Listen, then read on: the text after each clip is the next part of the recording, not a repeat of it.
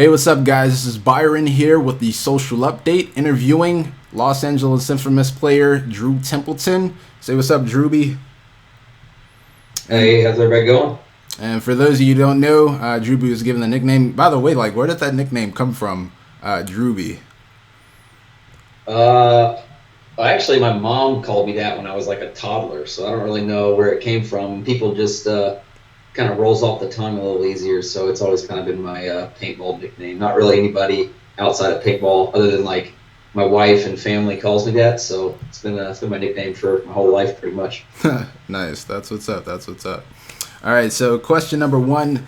The first thing that a lot of people in the audience like to know, they pretty much want to know what the professional paintball players do in their everyday life. So, what's a day like for you? What do you do on a daily basis? Well, I guess we'll start with Monday tomorrow. I'll get up about 6 a.m. and cook some breakfast, good healthy breakfast. Like eating healthy, and then head to work. I work from pretty much like 8:39 until about 5 o'clock. I do like brand development for a private equity, which sounds kind of boring, but it's pretty cool. I get to make all sorts of cool stuff for companies that we're helping start up. So right now I'm working on a big web development project, create websites and kind of brand elements for a big gym that's going up in Chicago. So that's kind of a day to day. Then after work every day, I usually go to the gym from about 5 till 6 or 6:30. I got a different kind of regimen every day during the week, and 'cause I love working out too. Kind of stay sharp for paintball, and then feel good because you're just living a healthy lifestyle. And then after that, come home, and my wife usually cooks dinner. She's an awesome cook, and go to sleep, and then wake up and repeat. So Nice. Sounds like the dream, man. And of course, one of the more popular questions with the new rules being announced for PSP for the 2015 season, what are your thoughts on the new true semi PSP rate of fire rules? I just saw a video of Nick Sloyak shooting his new Geo with the new rate of fire, and it sounded pretty slow from when he was ramping it or trying to get it rolling with two fingers. So, what are your thoughts on that new rule change?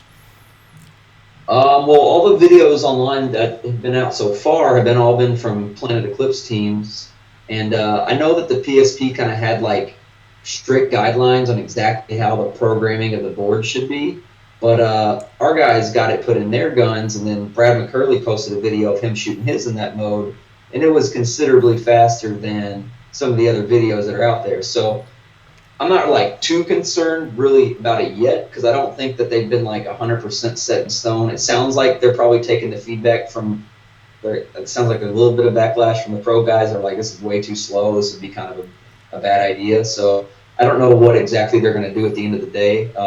I'd imagine if everyone's complaining about true semi, then they might change it a little bit, because it does seem kind of weird that if you shoot faster than the CAF rate, that you're basically not shooting a ball at all. So that seems kind of weird. So I haven't had the chance to play with it yet. I've played with a teammate's gun that has the mode in it, but I think I don't know if Key has officially released their true semi mode yet, but we'll see. Yeah, for sure, for sure. I'm definitely looking forward to seeing the changes and see how the game plays out, as opposed to just being able to ramp on the trigger and control lanes a lot easier. So that's definitely going to be something interesting to see. And of course, the next big change. I love semi-automatic, but if it's not, I love semi-automatic, but if it's like a hacked together version of semi-automatic, then I don't know if I'm definitely for it. But I don't know. We'll see. We'll see what actually comes out when the season starts. Yeah, definitely, definitely. And of course, the next big change with the no coaching aspect. How do you feel about this within the PSP now? At first they had it where they eliminated the D side coaching, then they had it where you could coach snake side, then they moved it so you had to coach from the top of the bleachers, and now it's completely eliminated. So they're a little bit everywhere with that rule from the past couple of years, but now they've completely eliminated. So how do you feel like this is going to have a change as far as the game goes? I don't think it'll affect the game a whole bunch. I think the no coaching on Dorito's side kind of affected it, because that side of the field was a little bit more quiet because you didn't have all the crowd noise, so that one coach could kind of tell one guy some really good information.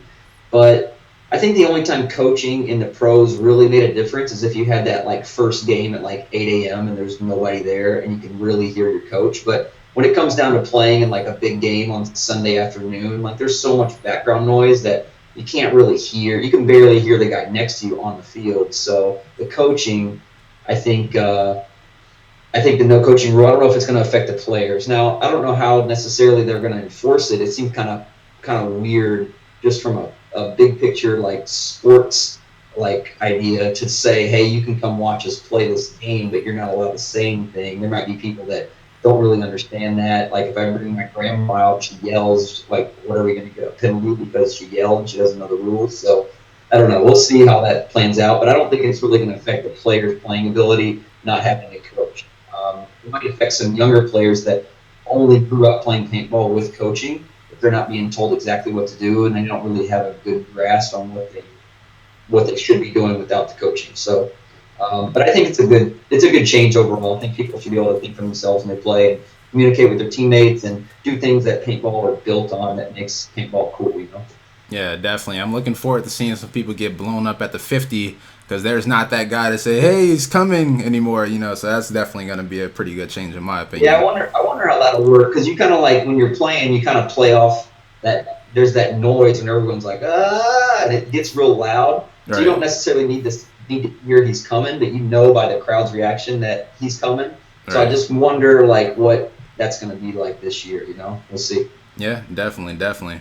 And one of the deeper, gritty questions for the 2014 year of Los Angeles Infamous. So you guys went from taking first place at Dallas last season to being forced to play in the Challengers Division at the Chicago Open.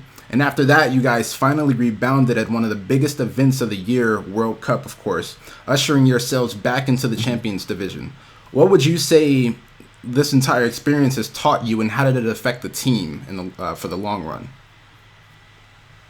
Well, the challenge, like getting relegated, is just it's really just kind of like a punishment for being an inconsistent team, really. Because before you could win an event and then fall off, and then you would feel bad about it, but there really wasn't like a real slap on the hand. Where this is like a real slap on the hand because you're playing in the Challengers Division, which is horrible. None of us really wanted to do that, but we all stuck together. I mean, we never throughout the season, we never pointed fingers, we never really lashed out at each other. We just took it amongst ourselves to become a better team.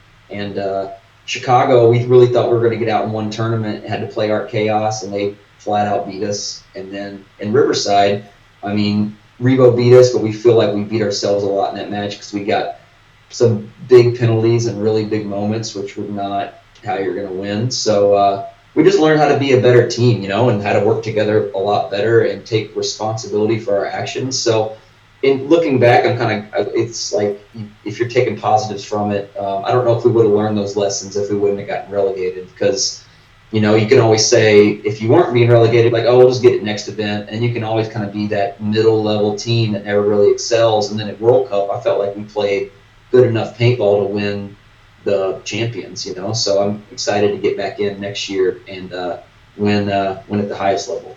Definitely looking to see you guys out there grinding for the 2015 Champions Division. That's going to be pretty big. Competition is rising like crazy. Even though with Art Chaos Moscow going 7-0 at World Cup and then dropping out, which is crazy. So, but yeah. So that'll be good. Yeah, definitely. Yeah. So what improvements would you like to see within yourself personally or within the team Infamous for the 2015 season?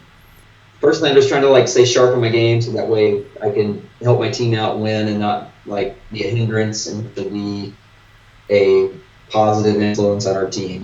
Be the guy that you can count on to go in there and get the job done and do it with a humble attitude and do it with guys by my side and want to have my teammates do well and have the whole team just win collectively. I think this year I just kind of want to project that attitude towards the rest of us so we all stay focused on winning a championship the whole year, and that's the main initiative and that's where we want to be. And I think that's what we kind of learned at World Cup. And throughout last season, I think we need to go in with the goal of winning a championship in the World Cup, and that needs to be our mindset the whole time, because we were focused on that at Dallas, and we showed that. I mean, we went from the top to the bottom to the top. So we just got to stay. There's a long, between March and October is a really long time, and we got to stay 100% focused on winning that whole time, and not just 2 months before the off season and 2 months at the end of the season. We got to do it for those whole 7-8 months. Definitely. That consistency, as we all know, like for the past several years, Infamous has been like one of the grittiest teams, and they could be one of the best. And then it's just like the next tournament, what the heck happened, So like we're definitely, hopefully, looking forward to seeing some pretty solid consistency for the 2015 season out of you guys. All right, and yeah, for sure. And I mean, it's hard. If you look at just pro teams in general, there really hasn't been a team that's just winning the whole time, really, period. I mean, we won an event, our Chaos won 2 events, Dynasty won an event. It's like, so I mean, really, there's our goal is to be that guy that wins every event, but I mean, there hasn't been a team that's done that in a long time. So it's a cutthroat competition out there, but we're definitely have our eyes on the prize, always. Yeah, definitely. And we're going to go to a couple of viewer questions. We've got 2 selected from the best ones that were asked on the social page. The first one coming from David Loper. Do you have any moments in your travels, both professionally and personally, that you wonder what your life would have been like had you not decided to pursue such a beneficial career in paintball? Yeah, I mean, very fortunate to get to go travel around and do this stuff, especially at such a young age. You really get cultured to being like what it's like to go around and travel and do things, and you get to feel what it's like to be passionate about one thing and be really good at one thing. And that's an opportunity that not everybody has. So it's really, you got to be really, I mean, I've been extremely grateful for the opportunities that we've had to go do all this stuff, because you learn a lot more stuff than just how to play paintball. You learn how to, I don't know, get a car in France with your buddies and drive on the other side of the road and all this great stuff that you never thought you'd be doing. I mean, you don't drive on the other side of the road in France, but just stuff that you never thought you'd be doing, especially when you're 16, 17, 18 years old, So you kind of cut your teeth pretty quick by playing paintball, and that's something that I wouldn't trade for anything, For sure, man. Definitely. And the next question from Mario Molinero. What sacrifices does it take to become a pro and make it through the PSP events throughout the year?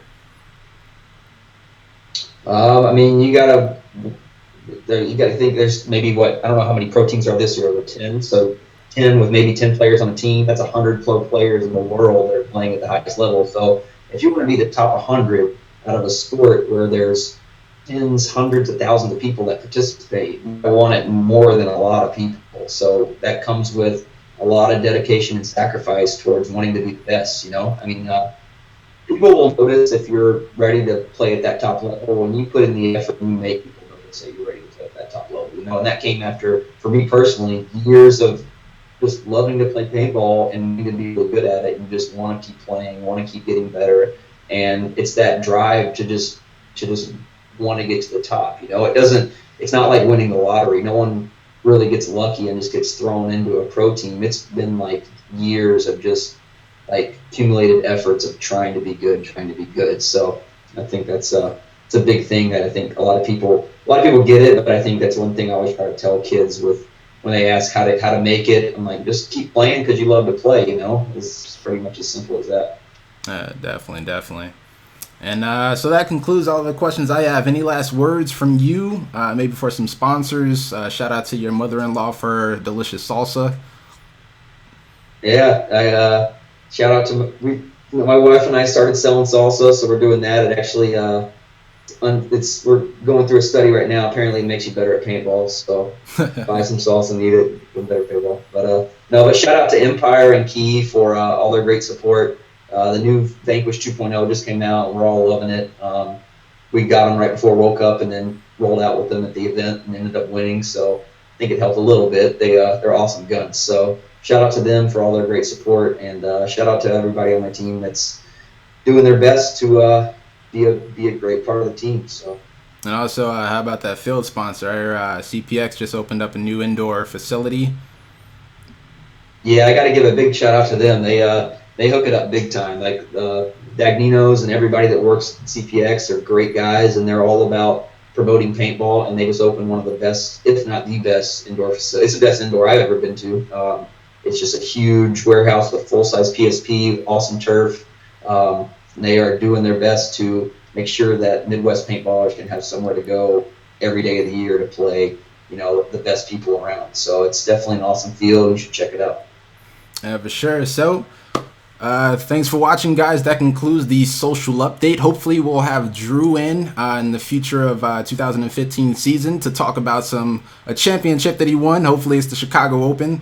We'd love to see him win at home. So that's it. And see you guys later. Peace.